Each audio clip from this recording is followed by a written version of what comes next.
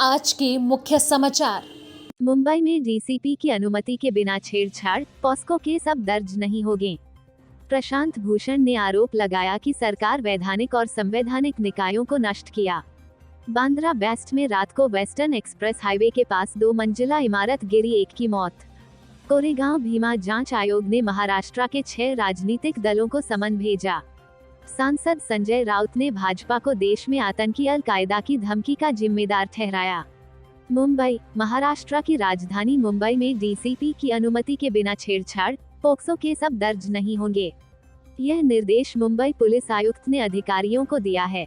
Mumbai police आयुक्त संजय पांड्या ने आदेश में कहा है कि यौन अपराधों से बच्चों का संरक्षण, पोक्सो अधिनियम के तहत छेड़छाड़ और अपराध के मामले जोनल पुलिस उपायुक्त डीसीपी की अनुमति से केवल एक एसीपी की सिफारिश पर दर्ज किए जाने चाहिए। एक अधिकारी ने कहा कि आयुक्त ने ऐसे मामलों के मद्देनजर यह आदेश जारी किया जिसमें व्यक्तिगत प्रतिद्वंद्विता या संपत्ति, धन के मामलों और व्यक्तिगत मुद्दों को लेकर विवाद के कारण झूठे मामले दर्ज किए गए। सोमवार को जारी निर्देश में कहा गया है कि ऐसे कई मामलों में बिना तथ्यों की जांच के आरोपी को तुरंत गिरफ्तार कर लिया जाता है और बाद में शिकायत फर्जी पाई जाती है। आयुक्त ने आदेश में कहा कि आरोपी व्यक्ति की प्रतिष्ठा बिना किसी कारण के धूमिल हो जाती है, भले ही वो अंततः बरी हो जाए। आदेश में कहा गया है कि इससे बचने के लिए पुलिस अधिकारियों को संभागीय सहायक पुलिस आयुक्त एसीपी की सिफारिश और जोनल पुलिस उपायुक्त डीसीपी की अनुमति से ही छेड़छाड़ या पॉक्सो कानून के तहत प्राथमिकी दर्ज करने का निर्देश दिया गया है। इसमें कहा गया है कि अनुमति देते समय डीसीपी को ललिता कुमारी मामले में उच्चतम न्यायालय के फैसले का अनुपालन करना चाहिए। 2013 में ललिता कुमारी बनाम उत्तर प्रदेश सरकार और अन्य के मामले में शीर्ष अदालत की 3 सदस्यीय पीठ ने दिशानिर्देश निर्धारित किए कि प्राथमिकी का पंजीकरण कब अनिवार्य है। मुंबई, केंद्रीय सूचना आयुक्त उदय माहुकर ने पैगंबर मोहम्मद पर विवादित टिप्पणी मामले में अपनी प्रतिक्रिया दी है। उन्होंने कहा कि भारत को उन नागरिकों की सूची बनानी चाहिए जिन्होंने इस्लामिक देशों को भारत के खिलाफ उकसाया।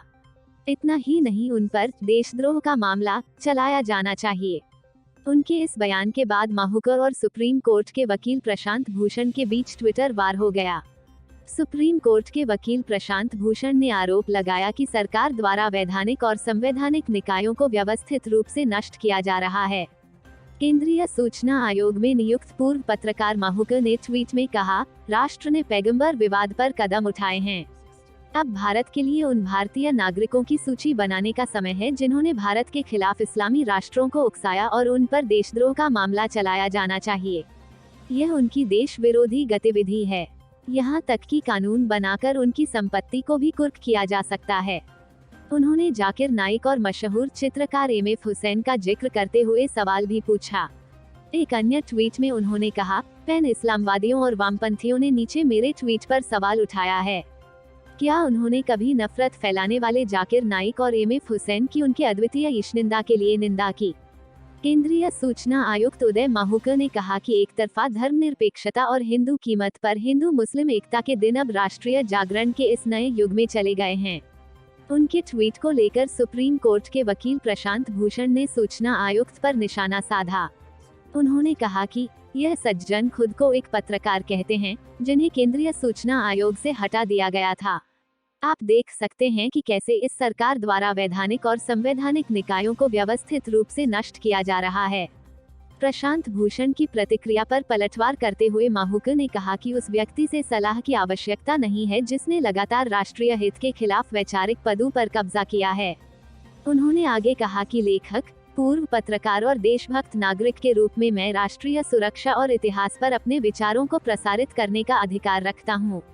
गौरतलब है कि पैगंबर मोहम्मद पर भाजपा नेताओं नुपुर शर्मा और नवीन जिंदल ने कथित रूप से विवादित टिप्पणी की थी, जिसको लेकर कुछ इस्लामी देशों के साथ माफी मांगने की अंतर्राष्ट्रीय निंदा की है।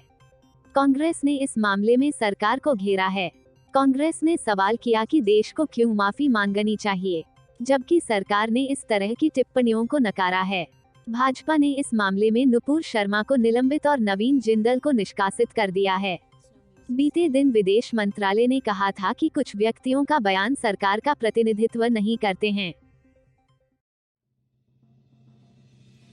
मुंबई। महाराष्ट्र की राजधानी मुंबई के बांद्रा वेस्ट में बुधवार रात वेस्टर्न एक्सप्रेस हाईवे के पास 2 मंजिला इमारत गिर गई।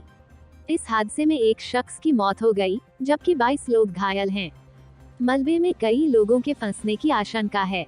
कुछ को स्थानीय लोगों ने फायर ब्रिगेड के पहुंचने से पहले निकाल लिया था। फायर ब्रिगेड की 4 से 5 गाड़ियां मौके पर पहुंची हैं। रेस्क्यू का काम किया जा रहा है। दमकल विभाग के मुताबिक लोकल लोगों ने जो उन्हें जानकारी दी उसके मुताबिक अभी भी 2 लोग अंदर हैं, जिन्हें निकालने का काम किया जा रहा है। घायलों को भाभा अस्पताल में एडमिट किया गया है। ये घटना रात 1 बजे के करीब की है। बृहन्मुंबई नगर निगम ने कहा कि बांद्रा पश्चिम के शास्त्री नगर में G2 का ढांचा गिरने से एक व्यक्ति की मौत हो गई। बचाव अभियान जारी है। BMC के अनुसार शुरू में कम से कम 3 से 4 लोगों के मलबे में फंसे होने की आशंका थी, जबकि बचाव अभियान जारी था। BMC द्वारा एक शुरुआती ट्वीट में कहा गया, शास्त्री नगर, बांद्रा पश्चिम में एक G2 इमारत ढह गई है। कुछ लोगों को अस्पताल में शिफ्ट किया गया है। 3-4 लोगों के मलबे में फंसे होने की आशंका है। बचाव कार्य जारी है। इससे पहले सोमवार को कल्याणा में नवनिर्मित बहुमंजिला इमारत की पार्किंग लिफ्ट गिरने से 4 मेंटेनेंस कर्मी घायल हो गए थे। यह घटना शाम करीब 6:30 बजे हुई, जब मेंटेनेंस कर्मी कल्याण में 23 मंजिला इमारत की 4थी मंजिल पर लिफ्ट का टेस्ट कर रहे थे। लिफ्ट गिरने की आवाज सुनते ही लोग लिफ्ट की तरफ दौड़े और घायल वर्कर्स को अंदर से बाहर निकाला। उन्होंने दमकल विभाग को घटना की जानकारी दी और घायलों को अस्पतालों में भर्ती कराया गया। मुंबई। कोरेगांव भीमा मामले में महाराष्ट्र के 6 राजनीतिक दलों को समन भेजा गया है। कोरेगांव भीमा जांच आयोग ने महाराष्ट्र के 6 राजनीतिक दलों के अध्यक्षों को समन भेजकर उन्हें एफिडेविट दाखिल करने को कहा है। इसके लिए 30 जून तक का समय दिया गया है। उन्हें आयोग के सामने अपने मौखिक बयान देने के लिए भी उपस्थित होना होगा। जिन दलों को समन भेजा गया है उनमें शिवसेना, महाराष्ट्र कांग्रेस, महाराष्ट्र बीजेपी, वंचित बहुजन अघाड़ी, मनसे और RPI शामिल हैं। सभी को व्यक्तिगत रूप से या प्रतिनिधि के माध्यम से समन का जवाब देना होगा। बता दें कि NCP अध्यक्ष शरद पवार पहले ही एक हलफनामा दाखिल कर अपना बयान दर्ज करा चुके हैं। 1818 की लड़ाई के द्विशताब्दी समारोह के मौके पर पुणे में स्थित कोरेगांव भीमा युद्ध स्मारक के करीब 1 जनवरी 2018 को हिंसा भड़क गई थी।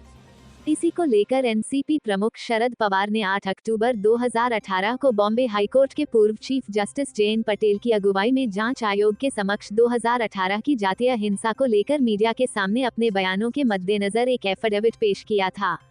इसके बाद इस साल फरवरी में सामाजिक समूह विवेक विचार मंच के सदस्य सागर शिंदे की ओर से जांच आयोग के सामने आवेदन दायर किया गया। इसमें 2018 की जाति हिंसा के बारे में मीडिया में उनके द्वारा दिए गए कुछ बयानों को लेकर शरद पवार को तलब करने की मांग की गई थी। शिंदे ने इस मामले में दायर की गई याचिका में पवार की प्रेस कॉन्फ्रेंस का जिक्र किया था। मिली जानकारी के अनुसार आवेदन में शरद पवार ने आरोप लगाया था कि दक्षिणपंथी कार्यकर्ताओं मिलिंद एकबोटे और संभाजी भिड़े ने पुणे शहर के बाहरी इलाके और इसके आसपास के कोरेगांव भीमा में एक अलग माहौल पैदा किया था।